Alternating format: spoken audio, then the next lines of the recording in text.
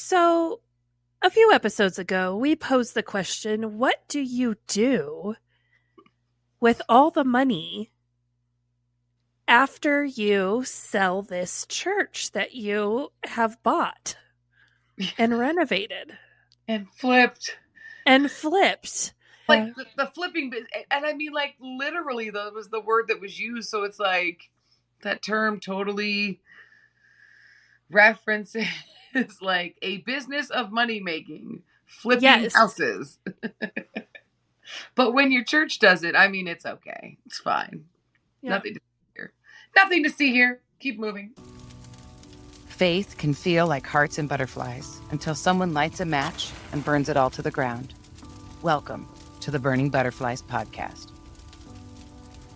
The sad thing is that there's abuse of every kind within the church.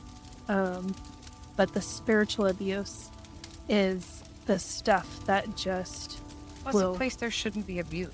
Like, there just shouldn't be abuse in a place that claims to. Well, it ruins your soul.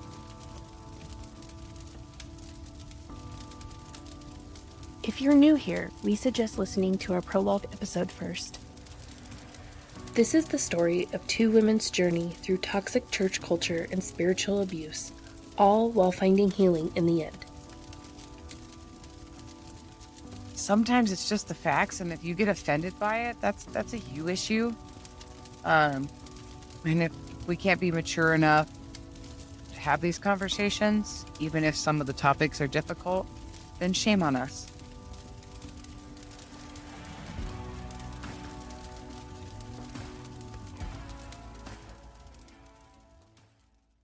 So, what do we do with all of this money, right? Because we did make a significant amount of money with this.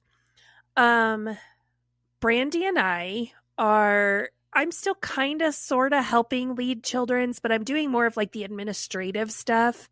And Brandy has kind of more taken over the overall role of leadership in children's ministry. And she has a few other ladies that are kind of coming alongside it and helping her.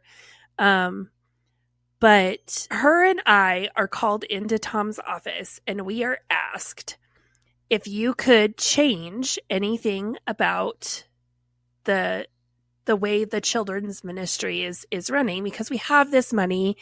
There was already some stuff set aside that they were going to upgrade some things for the worship team and things like that. But there was this other money. Hold on a second. So somebody in the church decided to take a poll and ask the people of the church what we should do with the money from the building we bought and sold, that we never asked the people of the church if they wanted to do that in the first place. Well, to be fair, he didn't ask the whole church. He asked the people that he wanted to ask. What would you do? What would your ministry do with this money? What's your big idea? He did not go to every ministry. Like the care ministry, nope, we don't care about feeding the poor. We don't care about like the refreshment team or, anything like that. Like we don't care, right? Yeah. You know what I'm surprised about though? I'm surprised that like the refreshment team never had like a baking day.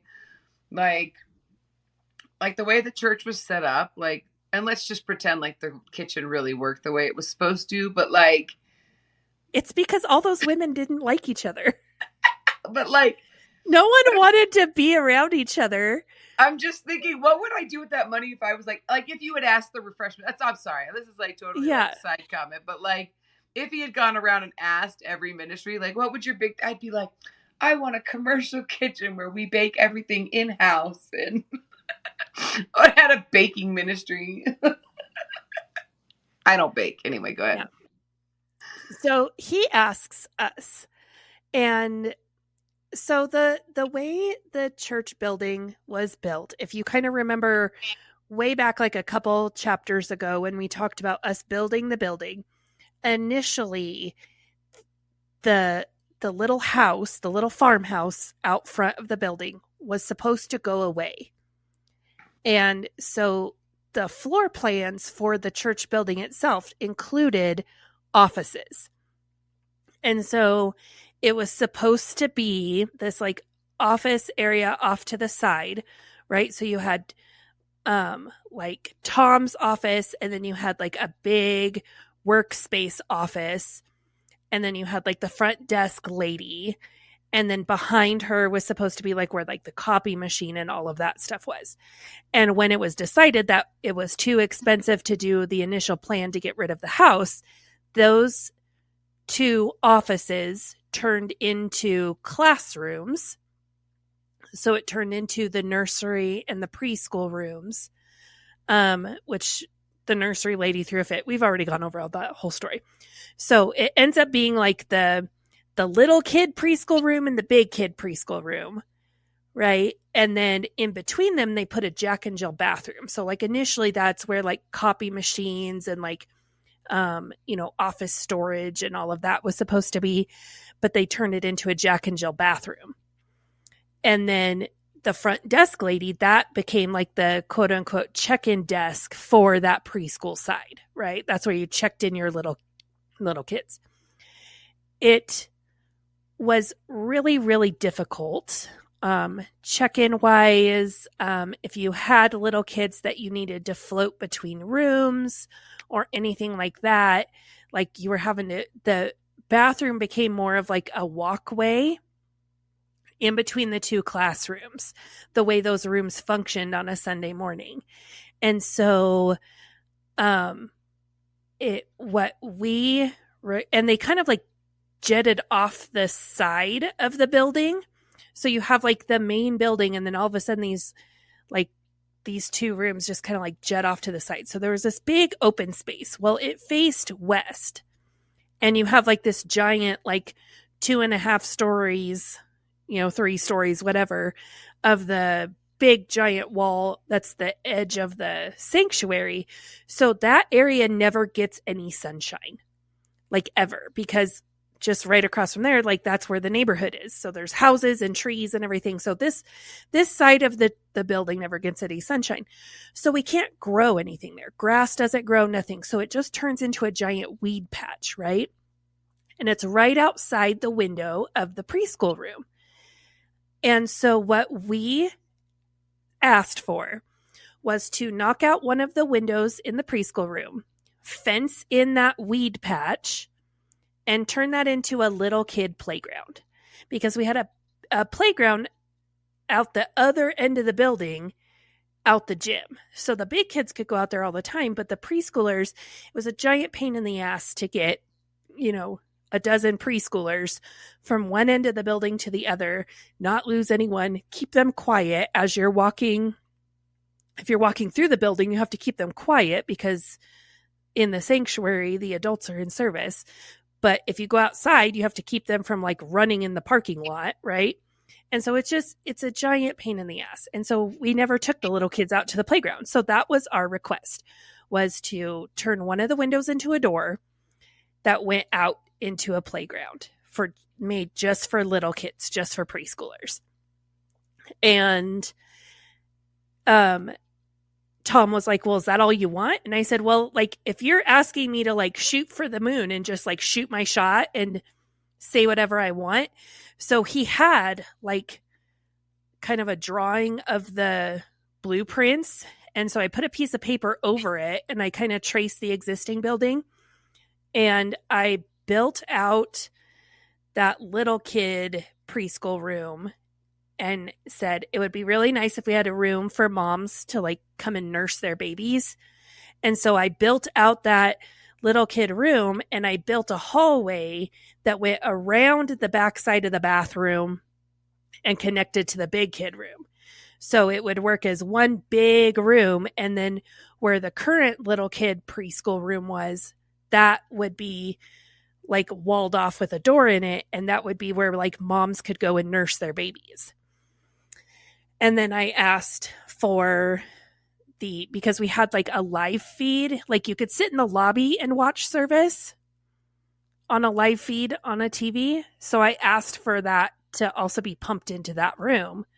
So if moms needed to come and nurse their babies, they could still sit and watch service and not miss service.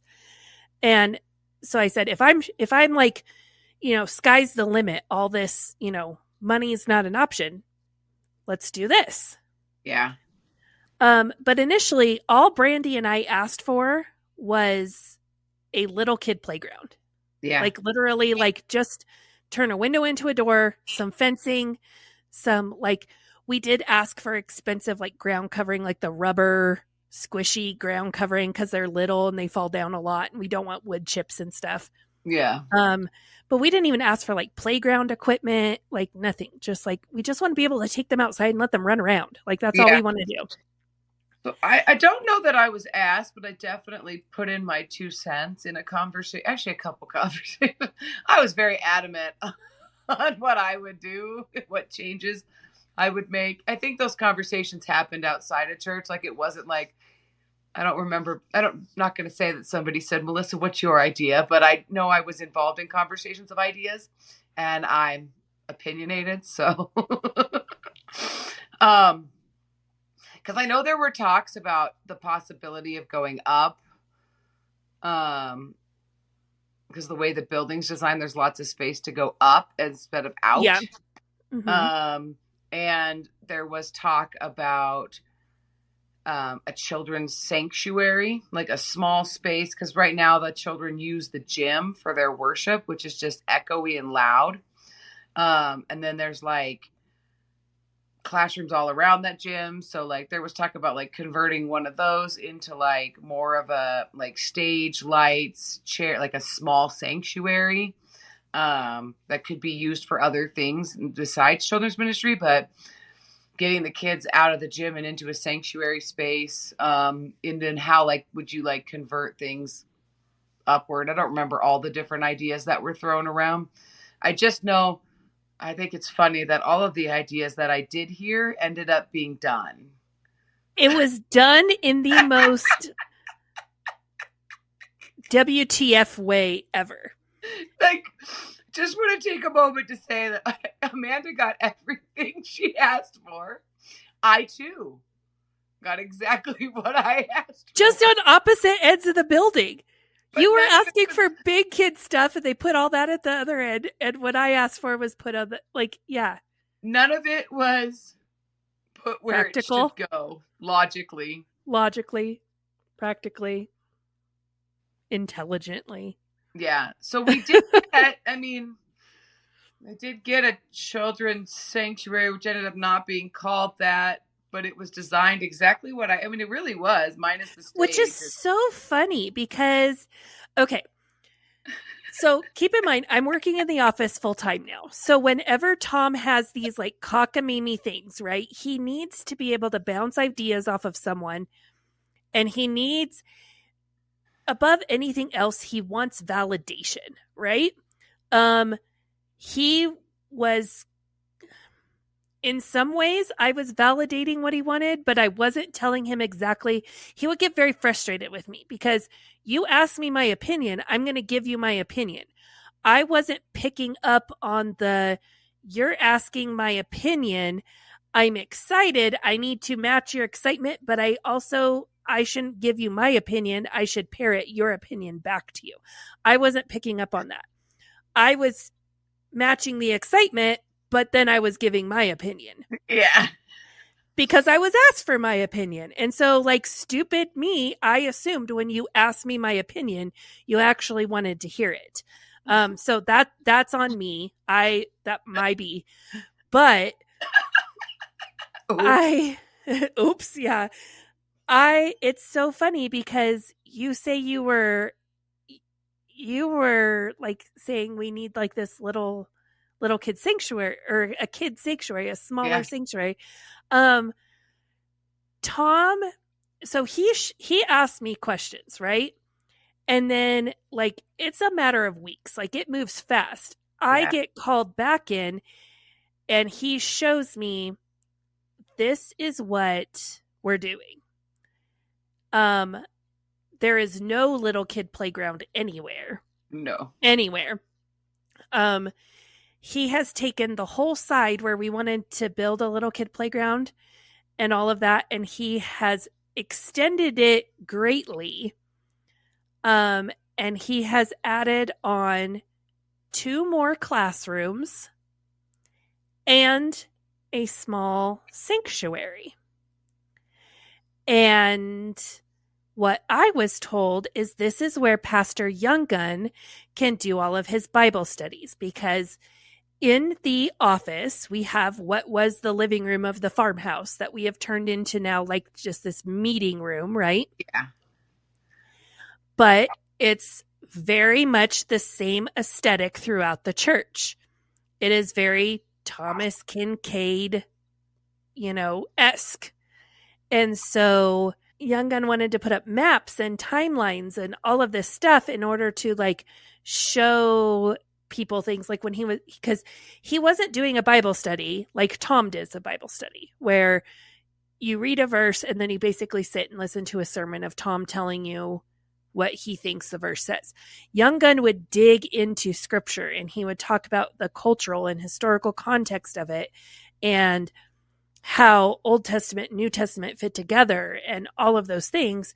And so he wanted like charts and graphs and timelines and all of this stuff.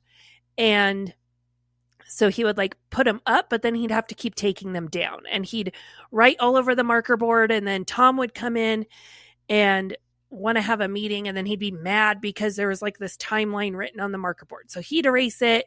And then Younggun would be like, I was using that for my Bible. So like I was kind of hoping that could stay. So it was turning into a whole situation, right? And so Tom presented that to me as now Younggun will have his own space and he can put up all of his charts and graphs and all the stuff he wants to put up, and we'll give him his own marker board and he can just do whatever he wants. Yeah, because I really think I feel like of all the people he talked to, because I know he talked to like a few people, maybe not everybody, but like I feel like there were definitely ideas thrown out that he went, oh yeah, that would be great, but I actually need it to be this. Yeah. Like, you're right. We do need a small conference space. Like we did, if you really think about it, if you take away like what I wanted to use it for and you just looked at, because we needed the space, it's like, yeah, that's exactly what we needed. Yeah. But again, like if you look logically at stuff, like logically, that should have been built on the other end of the building. Yeah. With easier access, because you're building it in like the back corner. So to get to it from the outside, there's no way for you to park close and then walk up to the outside door on the outside. And to get to it from the inside, you're having to meander down this long hallway. It's kind of a mess. Well, and this is something that I never understood. Number one, for a building that needs to have the best soundproofing and acoustics, it has the worst acoustics. True. And yes. And and then you're going to build this conference room that you can't use during church because you can hear. Yes. Both ways. If you're in this small, like totally in the, like, yes, you're right. Where I asked for it to be is where it should have gone. And that would have been completely separate. It wouldn't have shared a wall with the sanctuary. And it would have been like awesome. And there was a lot of land to build out behind the other part of the building and turn that into other things.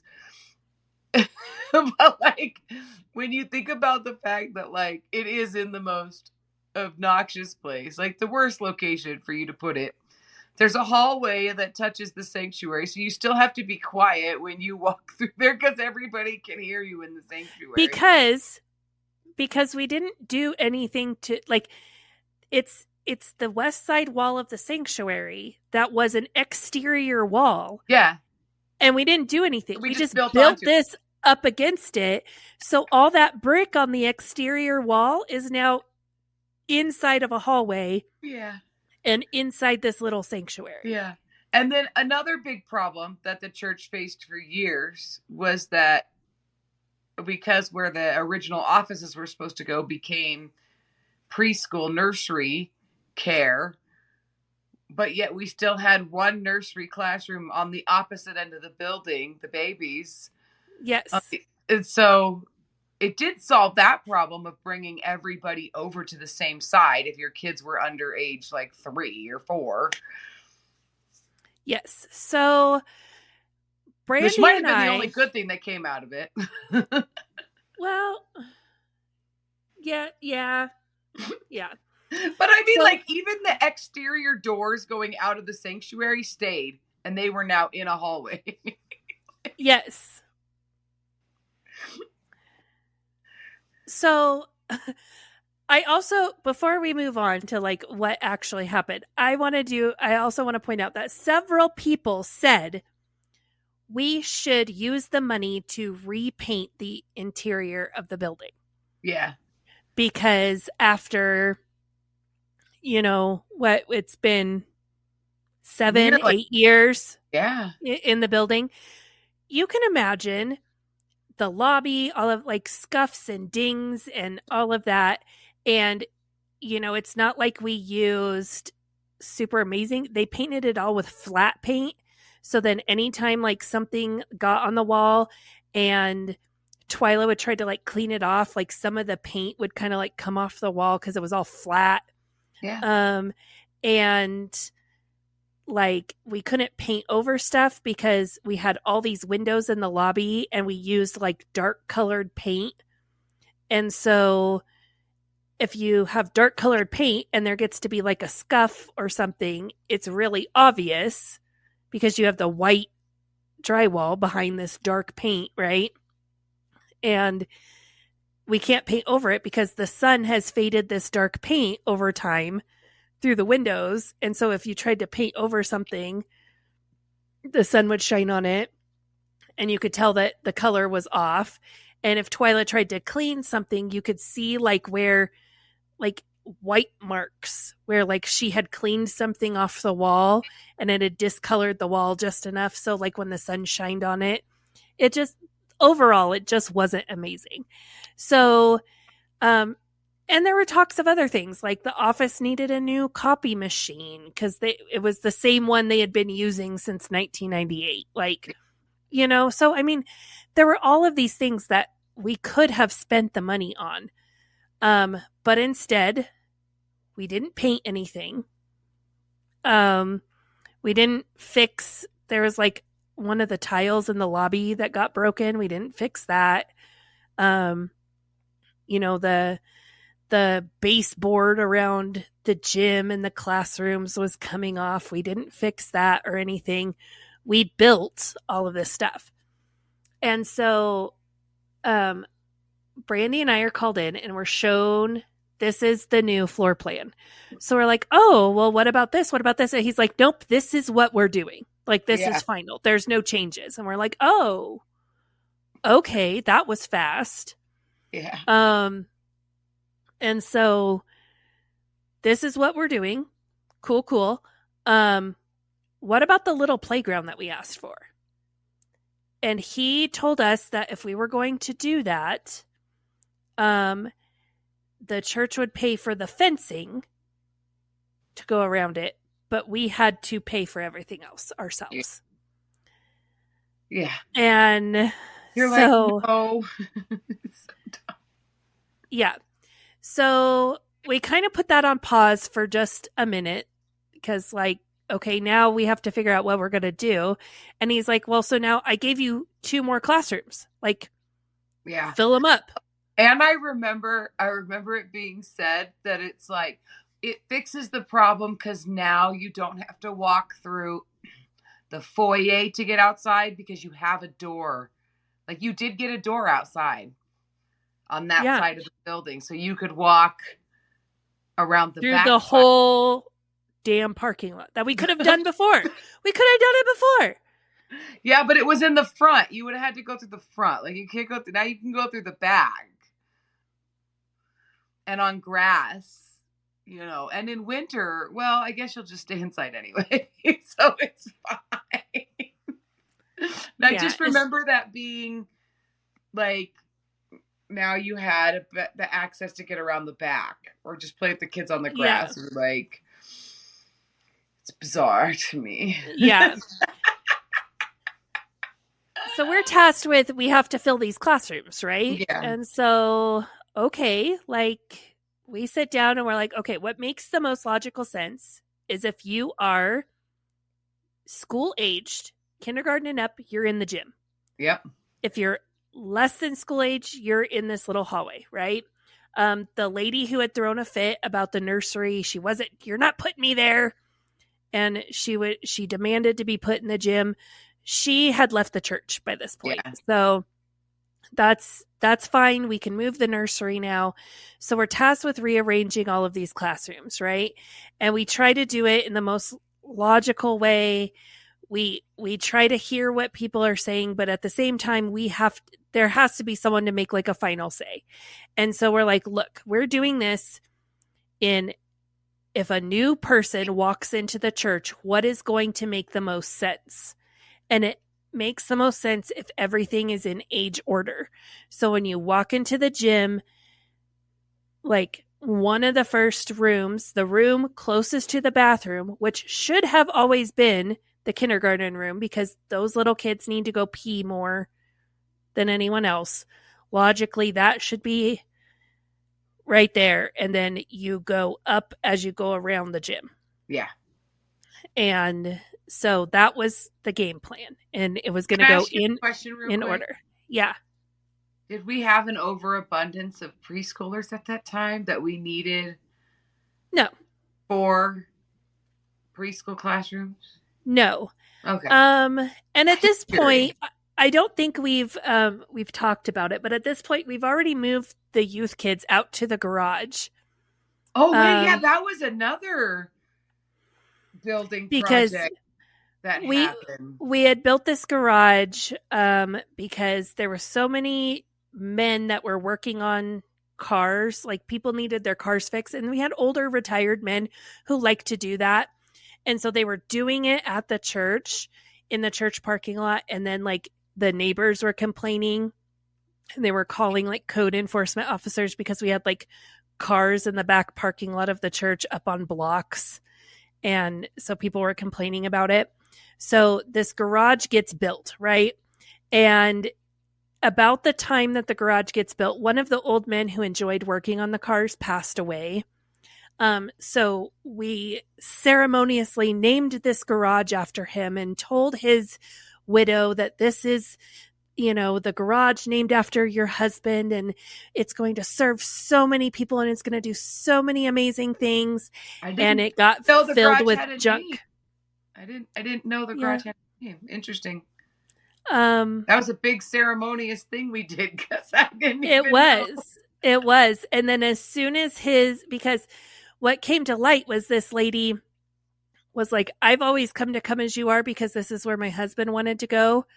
There's some things that I would prefer to have a different, flow of service. She didn't like that we didn't take communion regularly, that it was always done like in private in small groups. We never did it collectively as a body. And things like that. And so she's like, I don't like that. So she found a church that she liked. And she's like, you know what? I've spent all these years doing what my husband wanted to because I was the good Christian wife. And, I submitted, but now he's dead. So I'm going to do what I want to do. And I'm going to go to this church. And,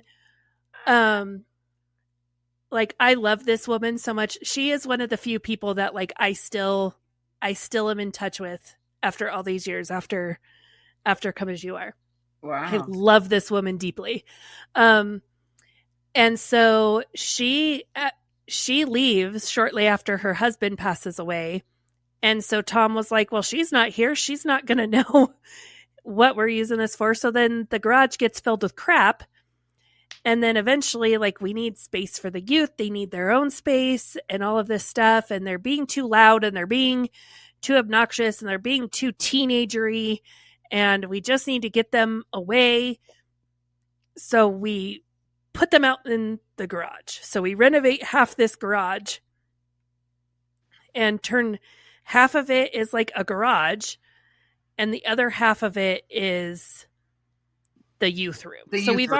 We've already moved the youth out there. And that was another thing that was brought up with this money. Like, could we get the youth room, like, better air conditioning, a better heating system? Because, yeah, it's great and wonderful, and you have a mini split out there, but at the end of the day, we didn't do things correctly. Shocking, I know. But the insulation and all of that was not you have done a building well. that needs heat and cooling, and we don't have it. Like, we don't have soundproofing or acoustics. What? Yeah. Yeah. So we don't care about the youth in the garage. We don't care about the paint in the lobby. We don't care about the fact that, like, if you're wanting to impress newcomers to the church, we could just take what we have and fix it up and make it look nicer. We're not going to do that. We need to build all this brand new crap, and that's what's going to bring them in. And so we didn't have enough kids to fill those classrooms. Like, there was one classroom that sat empty. But it was decorated and set up for preschool. We had to decorate it, and we had to set it up. We suggested we turned it into a storage room and put shelves and stuff in there. So then we had an actual storage space in the building. Ministry, that would have been phenomenal. Or even not even children. I mean, even like all the random crap, all the Christmas stuff that's up above the bathrooms, shoved up there in front of things that says "Do not block." Fire panel that we put, like, flammable Christmas trees in front of. Well, and all the stuff, like, behind the stage and in weird space, like, all the stuff that, like, now you have a sanctuary and you have a conference room. Like, that requires a lot of storage space. Like, that would have been so smart. So smart. But no, because we were anticipating growth. God is going to double the size of Come As You Are. This is all I heard for a year. I'm not kidding you. God is going to double the size of Come As You Are. Yeah. He's going to do it. He's going to do it. Do you not trust God? You're going to turn this room that he has given us, because he has given us the provision to prepare us for the growth that he is going to bring us. Yeah. And you don't trust him, and you're going to take that and turn it into a storage room. Yeah. And then I would get every verse from the Old Testament about not storing up in storehouses, and, you know, God gave the Israelites in the desert manna every day, and they couldn't store it up. And what do you need to store stuff for? And and you know what would have been a great storage room for the entire church? Would have been the conference room, because it was just big enough to look like something, and small enough to be not fun. It was not practical. Yeah, exactly. So, and it was supposed to have all of this stuff. It was supposed to have a projector. It was supposed to have, you know, its own sound system, all of this stuff. And that never happened, ever. Like, we had holes in the wall and holes in the ceiling. Brandy and I had to move. We had to go climb up above the bathrooms and find, like, in the sanctuary, there was, like, soundproofing panels, and we had to go pull all of those panels down, like extra ones that they didn't use for the sanctuary, pull all those down and move them into the little sanctuary to help kind of cut down the echo stuff. But, like, let's be real, this wasn't a planned excursion. This was, yay, we built this big room. Oh, it's horrible in here. Like, you can't even have two people in here and have a conversation. I think we have some sound panels shoved somewhere. Let's go find them. Exactly. And so, as we're trying to do all of this stuff, I again bring up, are we going to paint the lobby? And Tom gets mad at me, and he has, like, this big, like, the big, like, sample, like, it has all the cards of all the sample paint colors, right? Like, the paint swatches. So, like, if you go to, like, Home Depot or Lowe's, it's, like, all in the little cubbies on the wall. This is, like, they're all held together by, like, a ring, and you can, like, fan it out, right? He throws that at me across his desk. Like, throws it at me. And he's like, you want to paint something so bad? Pick out the colors for these new rooms.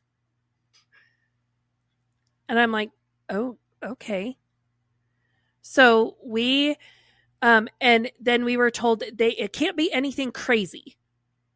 And then we're going to, Amanda wants to paint so bad. This is what he told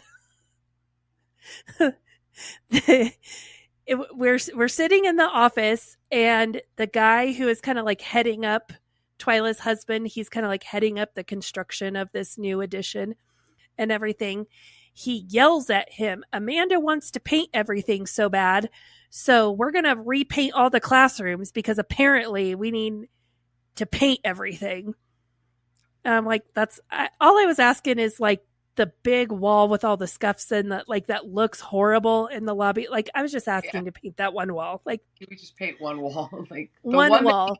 Can we paint it? But it's my fault now that we have to paint all the classrooms. We're repainting all the classrooms. And so I can pick colors that have to be approved by Tom. But if they are a classroom, so if this is the gauge, he said, if the little kids sit in little kid chairs, you can paint it whatever color you want that I approve of. But if the kids sit in regular sized chairs, then that means that room should be able to be used by adults at any point in time. So if someone wants to have a Bible study in that room or a meeting in that room or whatever, they should be able to use that room, and they shouldn't have to go in there and sit in a room with yellow walls and teddy bears on the wall. So those rooms had to be kept very plain and basic. With the beige that is everywhere else in the whole church, right? It had to be the beige. But any room where the kids sat in like a little kid chair, then those rooms could have color on the walls.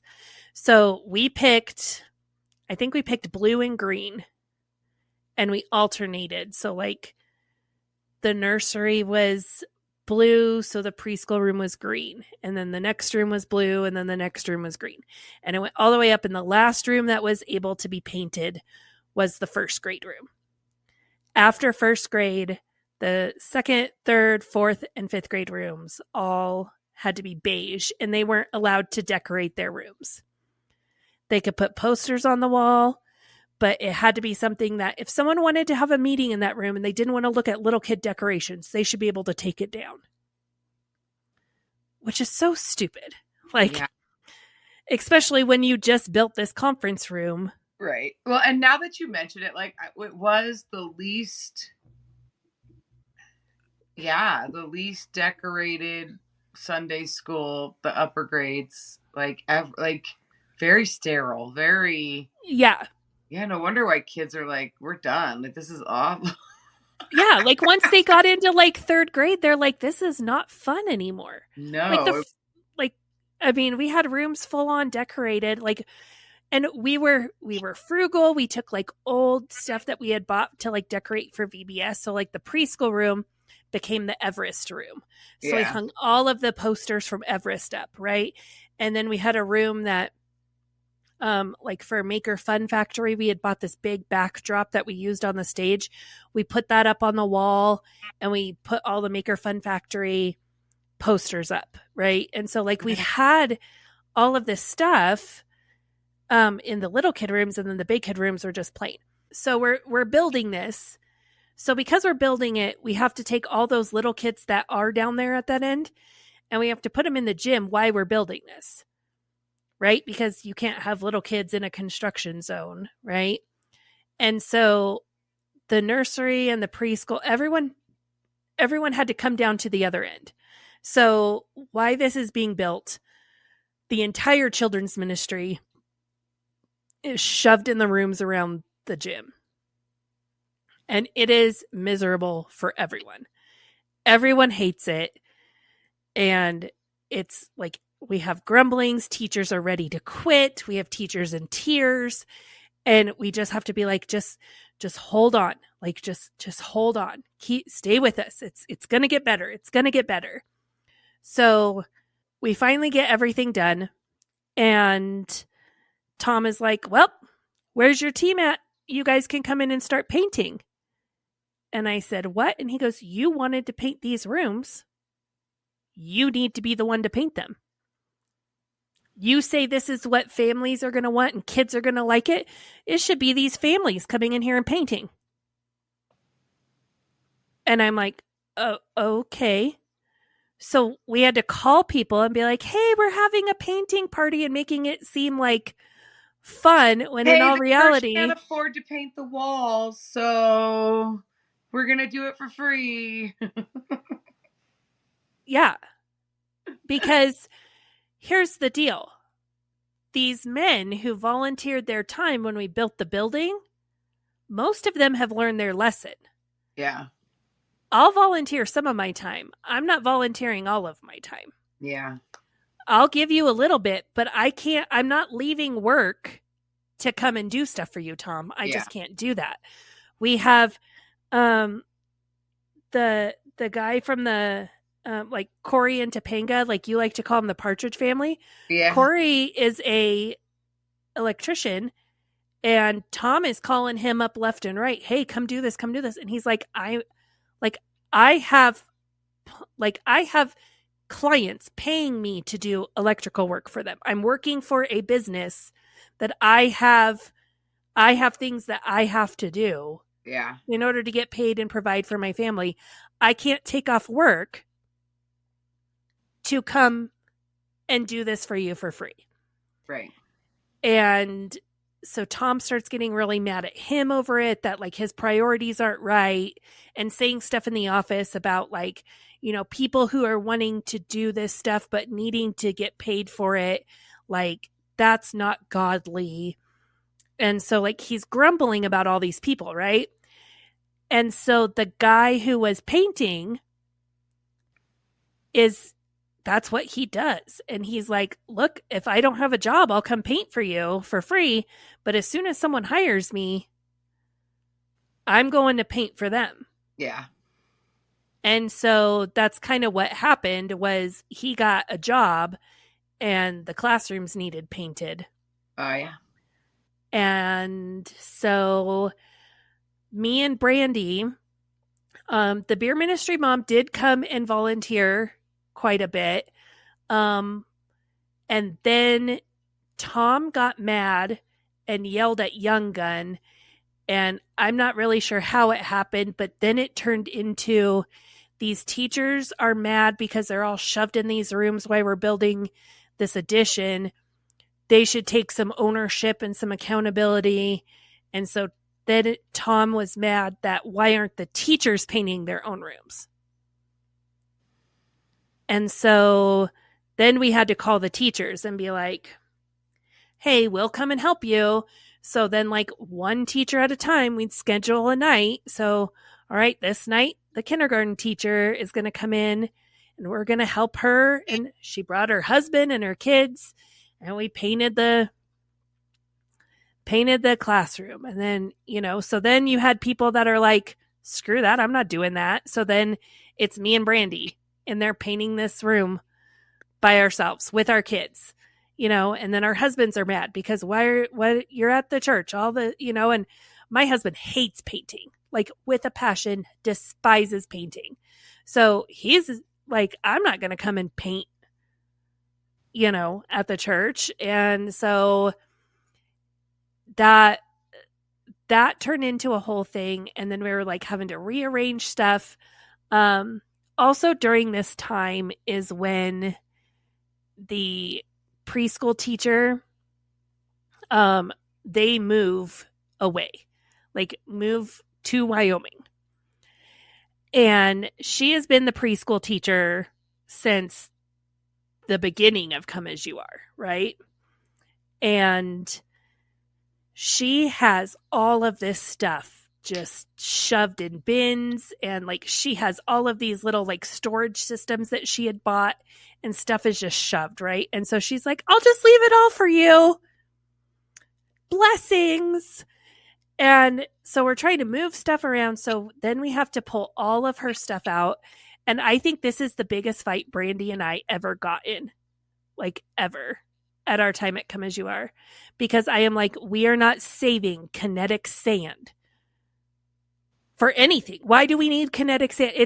It's Sunday school. They're here for an hour. We don't need sensory tables. We don't like all of this stuff that we need at preschools because it's like mandated stuff. Like we don't need that for an hour on a Sunday morning. We're not doing it, right?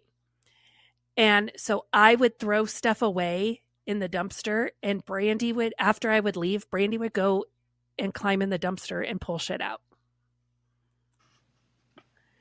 Like, this is seriously the biggest fight her and I ever got into at the church, was like over keeping stupid crap. I just want to point out, Amanda's not a preschool teacher. No. I am not a preschool teacher. No.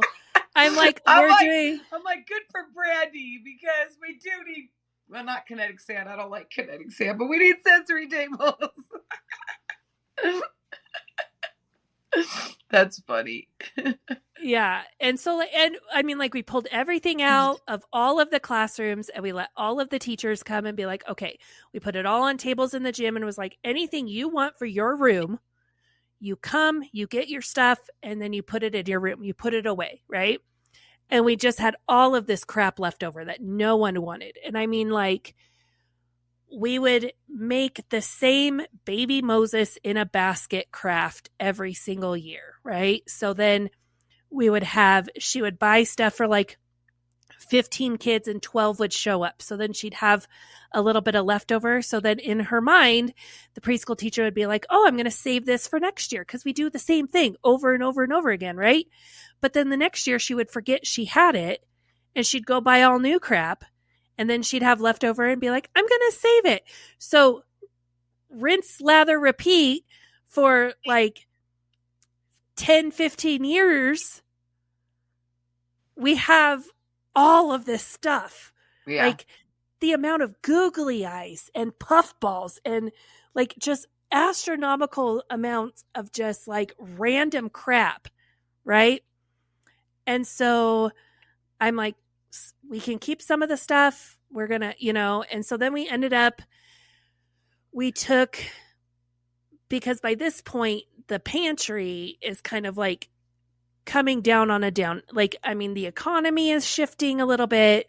The pantry is being used, but not like as much. So we kind of like divide the pantry in half, and the back, like not even in half, like in thirds. And so the front 2/3 is the pantry, and the back third, we put up shelves and kind of make like a fake wall with shelves and put all of this extra random crap that we can't throw away from children's ministry back there.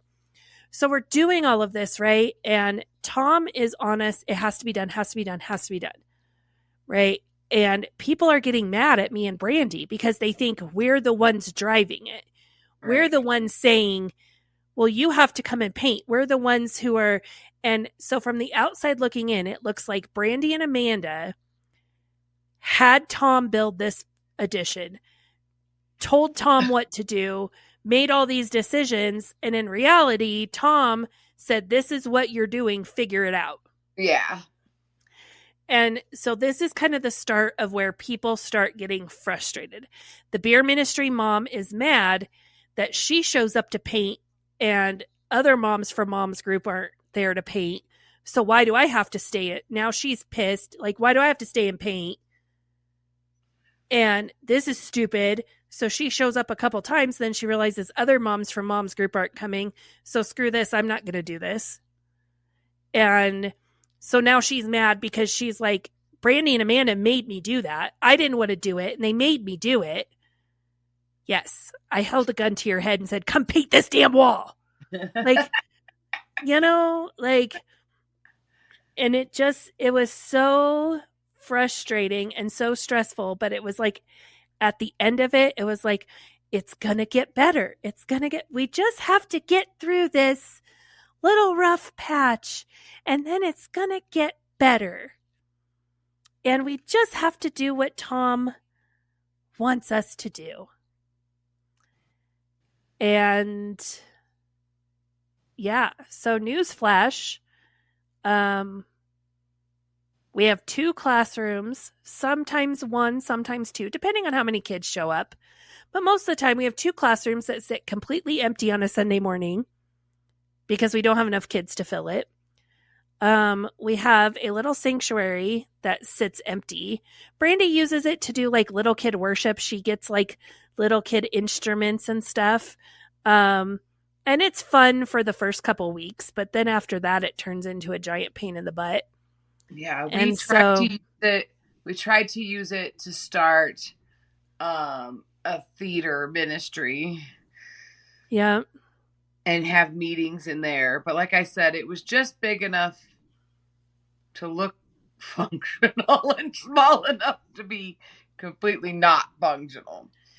My favorite part of all of this is the point where you could tell Tom is very, very jealous of how many people enjoy Young Gun sermons. Yeah. And people are coming up to Young Gun and, wow, I got so much out of that. And so Young Gun is doing Thursday night services. Yep. And so people are coming up after Thursday nights and telling Young Gun, wow, that was a great sermon, got so much out of it. Coming up to Young Gun on Sunday mornings and saying, I've been thinking about what you said all weekend on Thursday night. Like, I loved your sermon. No one is coming up to Tom and telling Tom how much they love his sermons. Yeah. And all of that. And so Tom, like, this is one of those like hindsight things. I didn't see it at the time, but now I'm like, Tom 100% did this. He, on Thursday nights, he started preaching again on Thursday nights in the sanctuary. And Young Gun had to go preach his sermons in the little sanctuary. Because it was like, I built this whole room for you. I built this room for you to do Bible studies in. I built this room for you to put up all your charts and graphs and timelines, and you're not even using it. Yeah. So he shoves Young Gun in there, and what I find absolutely delicious is we're all shoved in that room trying to pile 30 people in a room to listen to Young Gun's sermon. And in the entire big-ass sanctuary with 300 chairs in it, there's like 4 old people listening to Tom.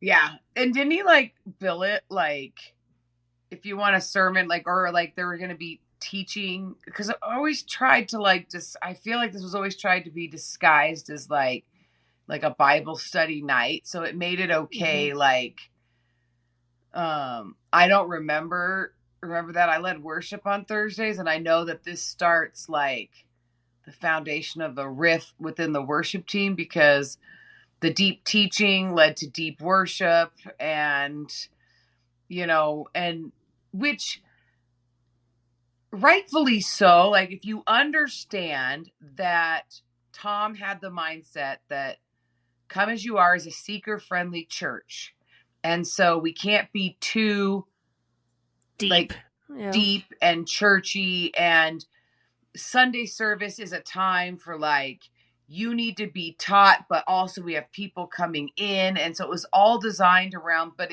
it ended up, in my opinion, it was like not even 60, it'd be 70-30. It was 70% seeker friendly and 30% you might get something and you might grow when you get in there. But it was something that you would just get a nugget. End. Yeah. You would get a nugget for you to go deeper in your walk during the week. Like, there was no depth on Sundays, and it was designed that way.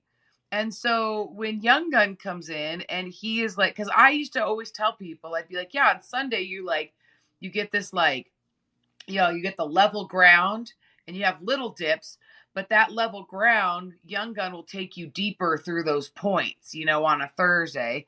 And the worship really followed that, because we weren't having long instrumentals or moments for people to have like personal worship during a service.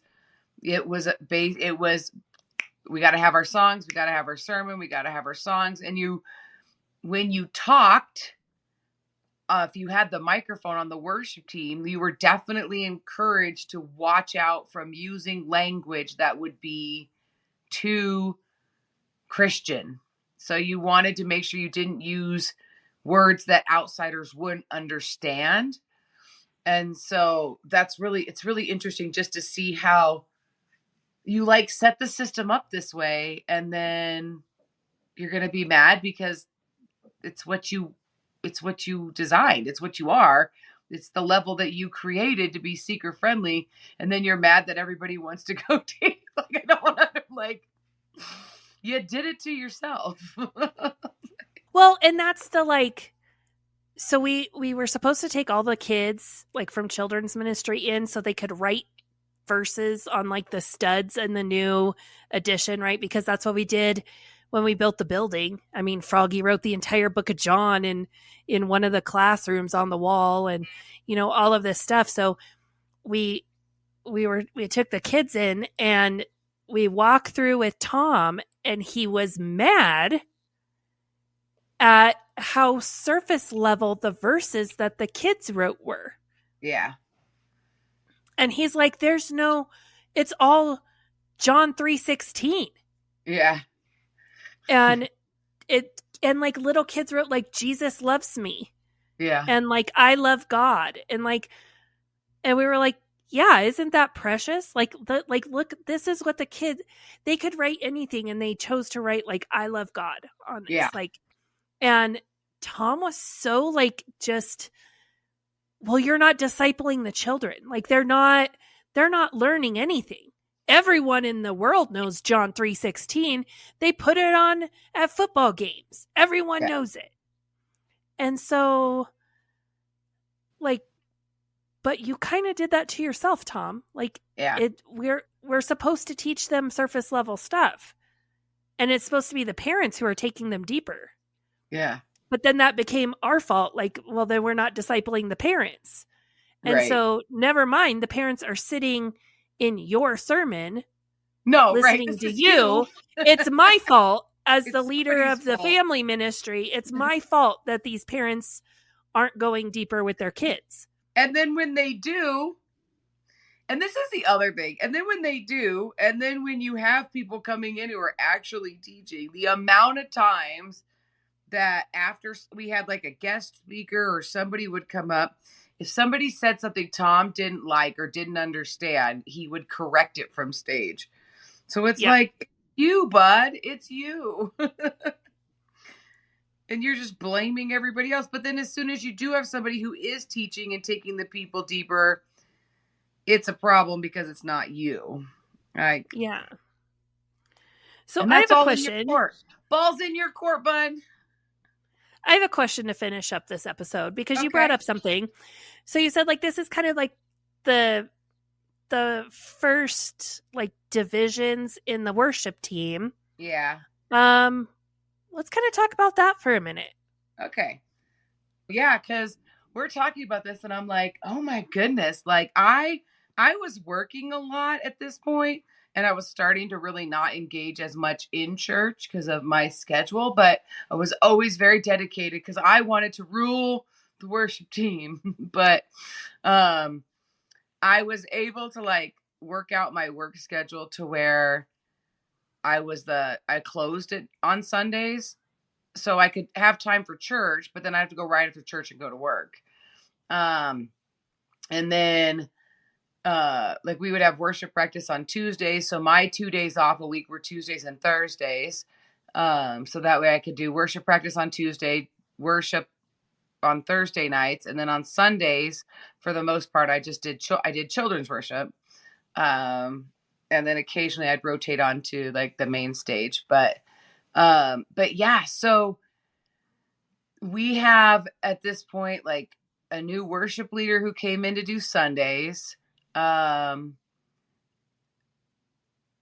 she has this like unique style and whatever. And, but yeah, so Thursday nights became, because they were Pastor Young Guns and he was all about like, you know, what's God doing? What's God speaking? Like where we go, like we're going to go places is going to move us, you know, whatever. Like worship became a lot more freeing and a lot more free form and a lot more personal for the people attending.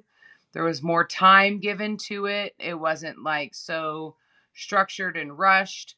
The musicians that gravitated to Thursday, because it was always billed in the worship team like Thursday was where you built up your musicians so that they could perform on Sunday. Yeah. Like third, and I never saw, like, I could care less. I was like, I just want to be doing it. So if it's almost like Sunday was varsity and Thursday was JV. I was like, I would rather play on the JV team than sit the bench on the varsity team, right? Like, get my one weekend a month or whatever, 2 weekends a month. I mean, there was a time when I was every Sunday, but, yeah. So, but I always led worship on Thursdays. Like, that was never, to me, it wasn't that I was on the B team and I'm on the Thursday. I just I was like, no, I just want to lead worship. So I'm going to lead worship every chance I get. If that's a Thursday, that's a Thursday.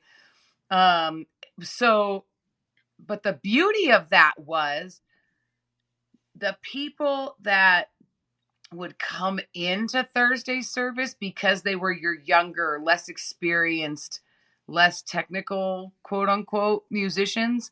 We had a few people who really carried it, but the other people just really wanted to play the music and worship. And so it was a totally different vibe. And something I didn't realize until we started talking about this episode in particular was how much, looking back, you go, oh, that's why there were so many that's what the problem was.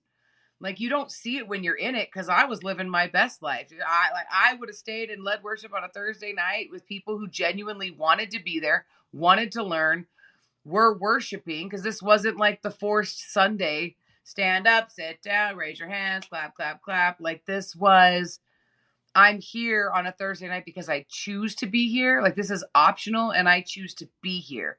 And I'm here because this pastor is going to go deep and teach, and I'm going to meet with God, and I'm going to experience God, and I'm going to learn something, and I'm going to grow. So our worship could follow that. And this time, during this time in this season, is really where this starts to, it's like the unfolding of things that will soon become a big, huge problem. And I think we see that across the board. Like, I think this is, Tom is setting everything up. We're going to grow. We're going to grow. We're going to grow. And he gets mad that with growth comes change. Yeah. And it causes problems. Yeah. Burning Butterflies is a listener-supported podcast. Today's episode is brought to you by our amazing supporters on Patreon. Follow the link in our show notes to learn how you can become a Patreon supporter too.